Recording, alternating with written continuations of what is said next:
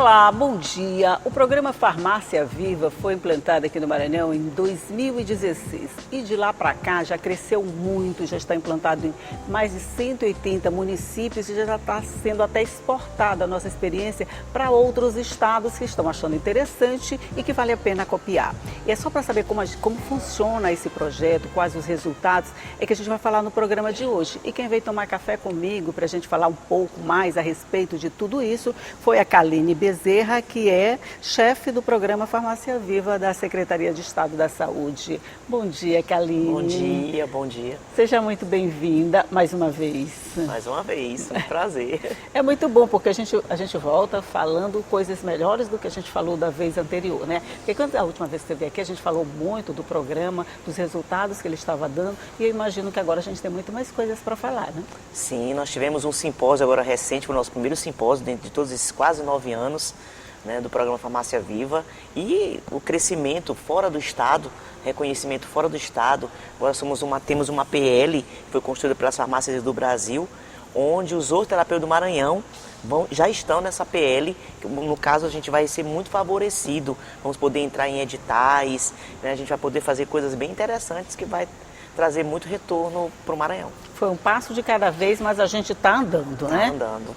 E aqui no Maranhão, a gente tem já em 180 municípios. Isso já é muita coisa, né? Porque 2016 foi o quê? Há 7 anos? Isso, 7 anos, 8 né? anos já. 8 anos, né? 8 anos, 8 anos. 8 anos, em 8 anos a gente já chegou em todos esses municípios? Chegamos. Aí, claro que não foi a Kaline sozinha, foi a coordenação como um todo, né, com a equipe, iniciou com a Força Estadual de Saúde, 2016, 2017, nos 30 municípios do Mais IDH.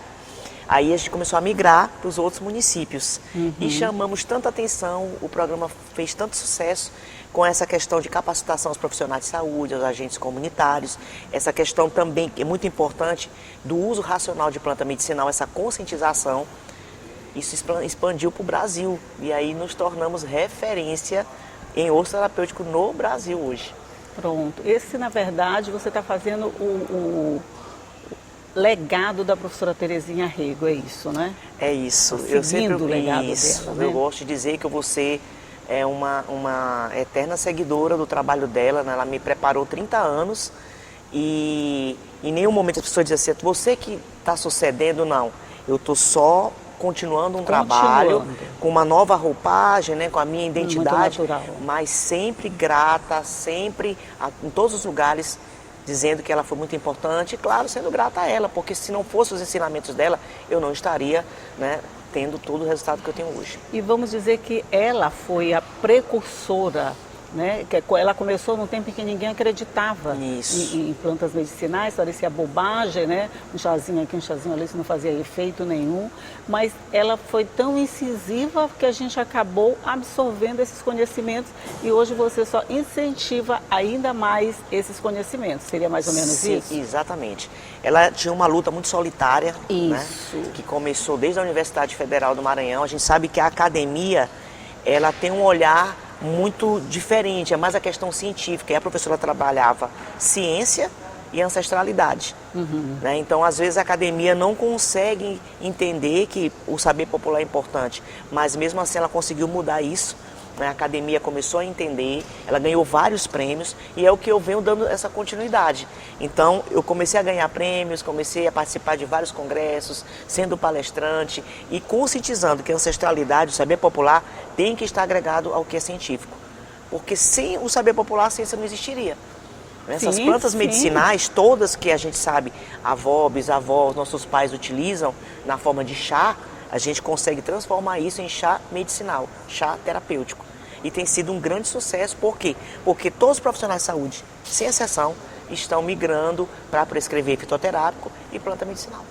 Ou você diria que o fitoterápico hoje, ele tem uma nova, vamos dizer, uma nova visão, as pessoas têm uma nova visão do fitoterápico? Porque quando a gente falava assim, vamos fazer fitoterapia, não, isso aí não vai dar resultado, eu quero um remédio mesmo, eu quero remédio mesmo, né, como se a planta não fosse o remédio.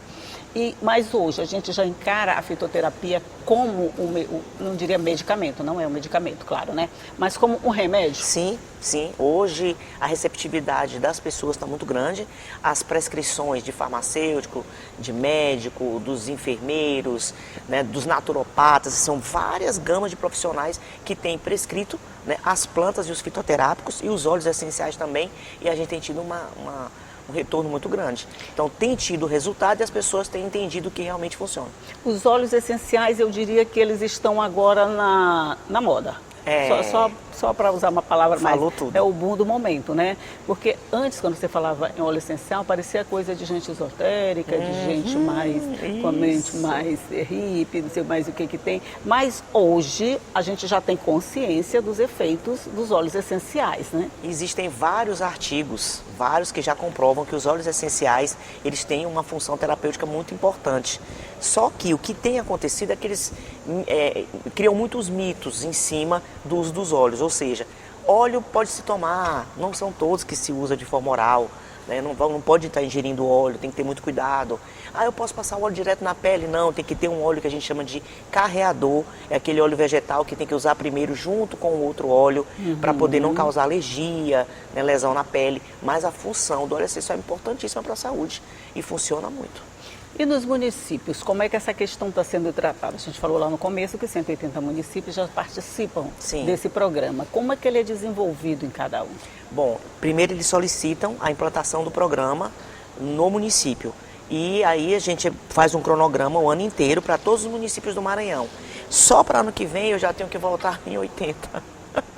Ixi, Maria. Porque, na verdade, a gente tem que fazer o monitoramento e ir aos municípios que a gente não conseguiu implantar. Ou então aqueles que já implantou, mas mudou gestão e a gente tem que voltar novamente, né? Fazer esse retorno. E aí, vamos voltar. Por quê? Porque faz parte do nosso planejamento, tem que ser uma coisa muito organizada, eu tenho que ter tempo para implantar isso e fazer capacitação. E agora a gente está com uma nova roupagem, né, que é a questão de prescrever, ou seja, ensinar os profissionais a prescrever plantamento medicinal fitoterápico. Ou seja, eu vou espalhando essa minha história, né, construindo, deixando um legado também. Porque se eu não fizer isso, quando eu não estiver mais aqui, como é que vai ser também? Não pode morrer, né, com você, né? Exatamente. Conhecimento é para passar em frente. Porque quanto mais a gente divide, mais a gente multiplica, né? Exatamente. Você é partidária também dessa... Eu penso assim, eu acho que a gente não pode estar guardando. Eu acho que o importante é você multiplicar isso para que você tenha algo para contar. Né? Eu tenho os meus sucessores, eu tenho os meus discípulos. Então, assim, a professora teve milhares de alunos, mas muito poucos ficaram com ela até o final. Eu acho que eu fui a única porque eu acreditava mesmo e via que eu teria um futuro com isso, mas depende muito do profissional. Isso. Né? Tem muitas pessoas que não eram da farmácia, como eu sou farmacêutica, médicos, enfermeiros, nutricionistas que seguiram o trabalho dela e que fazem um trabalho brilhante. Então a gente precisa construir uma história multiplicando essa história. Você tocou num ponto interessante. Os médicos, eu não vou falar de todos, não estou falando assim, falando genericamente. Os médicos normalmente eles não são muito favoráveis a chazinhos, a óleos, essa coisa assim, quando a gente diz, estou fazendo isso, não, deixe isso de lado que isso não vai funcionar. Eu já escutei isso de médico. Deixe isso de lado que isso não vai funcionar. Vocês estão conseguindo penetrar, né, nesse nicho mais fechado, mais restrito, que tem mais objeção? Sim. Como a Farmácia Viva hoje trabalha também com farmácias de manipulação, ou seja, a gente tem esses parceiros, através das farmácias de manipulação a gente consegue chegar no médico. Mas e nos municípios que não tem? Eu sempre peço para que o gestor do município convide os médicos para participar da minha palestra, assistir o que eu vou apresentar, e eu faço palestras separadas para a comunidade e para o corpo técnico do município. E aí dessa forma eu falo de uma forma mais técnica, usando os termos científicos, e aí ele vê que eu não estou ali para falar de garrafada, né? Eu estou ali para falar de ciência, né? Porque a história muito forte nossa do Maranhão são essas garrafadas, que começou com elas, por isso que a gente conseguiu entrar na ciência, né? A gente não pode discriminar, né, as pessoas que trabalham com as garrafadas, com aquelas misturas de ervas. A gente precisa entender que é a ciência deles, mas a nossa tem que ter sim aquela ciência onde você tem que entender de farmacognosia, tem que entender da parte química da planta, para que você veja o resultado. Não é só o conhecimento popular, não. É juntando o conhecimento popular e conhecimento científico para dar o resultado que a gente precisa. Exatamente. Ok, nós vamos fazer só um intervalinho aqui na nossa conversa e a gente volta já já para continuar conversando sobre esse programa Farmácia Viva. Um minutinho só e a gente volta já já.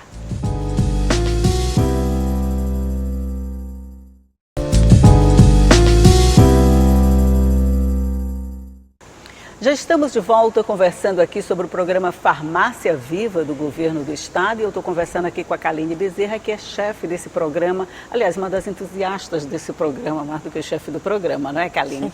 E a gente encerrou o primeiro bloco falando das garrafadas. Você com certeza ou já tomou uma ou já ouviu falar de uma, tenho certeza. Você já tomou alguma? Já. Já. Minha mãe, minha avó, era só o que usava. Fazia garrafada. Fazia. Essas garrafadas, Kaline, que a gente ainda encontra muito hoje no centro de São Luís, no centro histórico, ainda tem muita venda de garrafadas.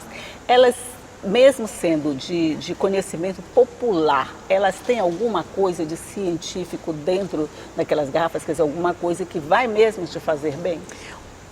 Eu vou te dizer uma coisa que causa um burburinho, né? Mas, na verdade, é a ciência do saber popular.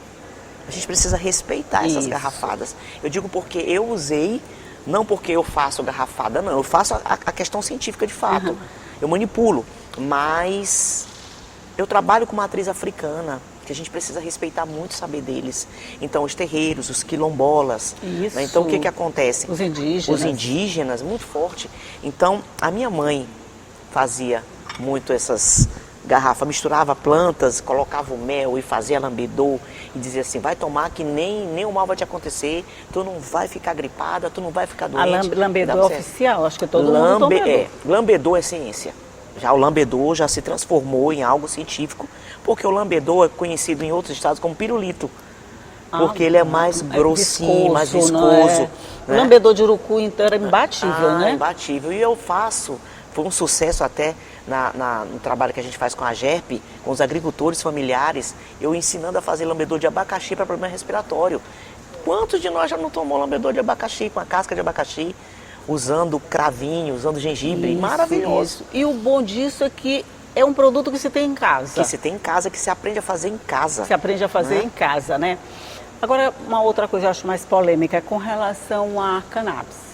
Vocês trabalham também com a cannabis? Como é que é? Não, a cannabis, ela fica muito restrita, né? Mas, assim, já o canabidiol já pronto, ou na forma de tintura, ou na forma de comprimido, de cápsula, isso é voltado para assistência farmacêutica. Então, tem que ter um protocolo que vai se dar entrada com o laudo do médico, tem toda uma situação.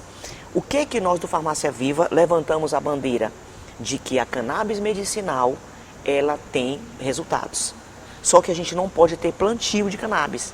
Sim, né? sim. Por quê? Porque nenhuma farmácia viva do Brasil tem essa liberação. Só uma, se salvo engano, que é na Paraíba ou em Pernambuco que trabalha com a cannabis. Mas assim, é tudo um critério. Protocolo muito grande, né? E eu acho que como a gente trabalha muito com o povo e a gente tem essa liberdade de viajar, de estar no Maranhão inteiro, então eu não teria como ter olhos. Os olhos ali em cima para saber como é que está sendo aquele plantio, como é que está sendo cultivado, né? E tem que ter toda a coisa, questão de cerca elétrica, né? Tem que ter drone, tem que ter umas situações que a gente precisa ter muito cuidado. Por quê? Porque é uma planta ainda muito polêmica, existe muita, a gente não tem uma liberação ainda, a gente tem que respeitar a questão mesmo jurídica. Então assim, eu prefiro não me envolver no plantio. Mas quando as pessoas perguntam, eu indico os médicos e alguns institutos que já trabalham com isso. Então a Farmácia Viva ela acaba sendo também, né, aquele que levanta a bandeira do uso medicinal da cannabis. De alguma forma, as TIs, as terras indígenas, elas têm liberdade para fazer esse cultivo e para fazer essa utilização? É porque a cannabis ela é um saber... Faz parte do saber popular do saber deles, popular né? deles. Então é uma cultura. Então a gente precisa respeitar a cultura indígena, né, do quilombola e dos terreiros. Agora, os indígenas têm, né, toda essa liberdade do uso, porque é o uso deles. É muito natural. É natural deles, é natural. Você chega numa aldeia, normalmente você vai encontrar aquilo que é como se fosse alguma outra planta na nossa casa. Exatamente. Né? Para eles é uma planta comum. É muito, muito comum. Certo, a gente já está em 180 municípios. Você trabalha com a possibilidade de chegar nos 217? Eu quero. Eu digo que eu preciso, mas assim, teve um determinado momento que a gente chegou, quando chegamos aos 180, a gente percebe que quando muda a gestão, o outro gestor às vezes não quer daquele mesmo formato, quer só capacitação, não quer construir outro. O processo de continuidade é complicado. Aí eu tenho que voltar em tudo de novo. Então o que a gente vai fazer muito agora no próximo ano? Voltar naqueles municípios que já têm os hortos, que já fizemos as capacitações só para monitorar, mas a gente vai trabalhar muito com regionais. Porque a gente consegue pegar mais municípios e fica mais organizado. E aí eu vou ver eu consigo visualizar. E atinge mais gente, né? Isso, e visualizo aquele município que realmente está interessado. Porque nas nossas reuniões, nas capacitações, o município vai mandar os profissionais que realmente querem. E aí, quando isso aconteceu, eu consigo. Agora eu vou para o município tal, porque no encontro da regional, ele mostrou interesse, eu consigo implantar lá com outro, com tudo que o Farmácia Viva preconiza, né? Então é mais fácil. Vocês utilizam muito, por exemplo, eu imagino que cada município tem suas especificidades, né? Uns plantam mais isso, outros plantam mais aquilo, outros plantam mais aquilo ali. Vocês aproveitam essa característica do município usando o que eles já têm lá, vamos dizer, em abundância? Isso, essa pergunta foi perfeita. A gente utiliza muito as plantas da região. Isso. A gente usa muito capim-limão, erva cidreira, espinheira santa, né, o vique, são plantas que são vique, a planta vique. O vique. Né? E aí o que acontece? A xanana, que é uma planta muito nativa nossa. Parece mato, então, né? Parece um mato. Em todos os lugares. E tem também outras plantas, que é a erva baleeira, que a gente tem em grande quantidade, que é uma planta anti-inflamatória poderosa. Utilizamos sucupira. Né? Então, assim, é uma infinidade de plantas que trazem resultado. Quer dizer, em cada município, só te interrompendo, em cada município vocês procuram ver o que ali tem de melhor para utilizar aquilo mesmo de lá. Isso, aproveitamos tudo que tem no município. E, claro, a gente investiga quais são as doenças que mais acometem naquele município. Por exemplo, pessoas hipertensas, diabéticos, muitas pessoas com ferida de pé diabético. Então, a gente consegue trabalhar plantas que são específicas para isso. Verminoses, então, assim, tem hortelãzinho. A gente consegue ter uma planta que é maravilhosa, chamada Tagetes minuta, que o nome comum dela é cravo de defunto. É uma florzinha amarela que fica muito utilizada no cemitério. De funeral mesmo. Mas é impressionante o óleo essencial que ela libera quando eu ensino a fazer, né, esse produto para artrite, artrose, fibromialgia maravilhoso. A gente consegue desenvolver bem. E nos municípios onde esse programa é implantado, as pessoas, a comunidade, ela recebe bem o resultado desse trabalho? Muito. Ou ela continua acreditando só lá na farmácia? Não, ela deixa muitas das vezes de usar o medicamento. Eles ficam ansiosos. Quando eu vou para determinados municípios, vou dar um exemplo. Imperatriz, que é uma cidade bem desenvolvida, quando a gente chega...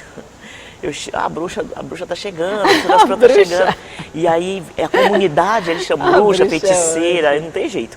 E aí eles dizem assim, a gente não pode perder porque a gente vai aprender agora a fazer as nossas garrafadas de forma científica. Eles já sabem de tudo isso. E assim, não são 30 pessoas, é 400, 600, é muita gente. Então eles têm que, eu sempre vou para alguns municípios que tem que ter um espaço imenso.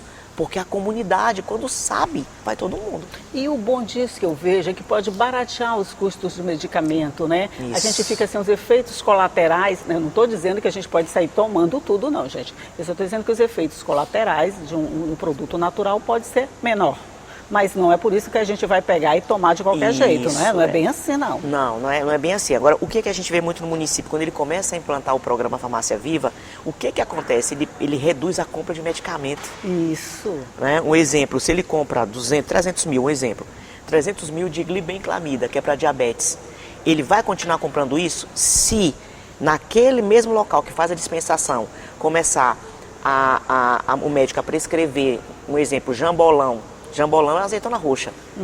A casca da azeitona roxa para usar o chá em jejum, antes do almoço, antes do jantar, e associado a isso, a glibenclamida, uma vez ao dia, e o resultado começar a acontecer, ele não vai mais comprar tanto. É verdade. E temos muitos municípios que já estão tendo bons resultados. E até eu fico assim, meu Deus, está acontecendo, que a gente fica espantado. Então você é feiticeira mesmo, né? Eu acho. Olha, só uma curiosidade, o nome Kaline é o nome de uma santa, segundo a mãe dela. Mas ela já me explicou que de santa ela não tem nada, tá mais mesmo para bruxa, para feiticeira, né, Kaline? Na verdade, eu sou católica, né? Sou católica, eu digo que não sou uma católica fervorosa, mas sou atuante. Então, eu sou devota de Nossa Senhora, sou devota de São Bento, então eu uso minha medalhinha. E as pessoas que olham a gente que trabalha com planta medicinal, tem aquela imagem daquelas feiticeiras, daquelas bruxas. Né? Você é uma feiticeira linda, vai chegar lá impressionando, pronto, vai desmistificar essa impressão de que quem trabalha com ervas, com plantas, com esses produtos é alguém com poderes sobrenaturais, que é feiticeira com conhecimento. São poderes sobrenaturais, mas dados pelo conhecimento, pelo estudo. E foi isso que ela fez e agora está transmitindo para todo mundo. E isso é muito bom. Olha, você vai ter que voltar aqui depois de janeiro, quando implantar tudinho. Volta aqui para conversar para a gente, mostrar os resultados que vocês estão conseguindo com a implantação disso dentro de novos municípios. Eu vou voltar por conta da lei que a gente já está no Congresso, vai caminhar e se isso acontecer vai ser um sucesso grande. Pronto, já temos uma nova pauta. Kaline Bezerra, muito obrigada mais uma vez por estar aqui comigo e por me ajudar a fazer o programa de hoje. Foi ótimo, obrigado. Bom dia. E bom dia para você também que está aí do outro lado, que aprendeu que garrafada pode ser sim uma boa ideia. Você tem que saber de onde vem essa garrafada, como é que ela foi feita, se ela está dentro dessas novas prescrições dessa feiticeirinha aqui e que vai dar tudo certo, com toda certeza. Tchau e até a próxima.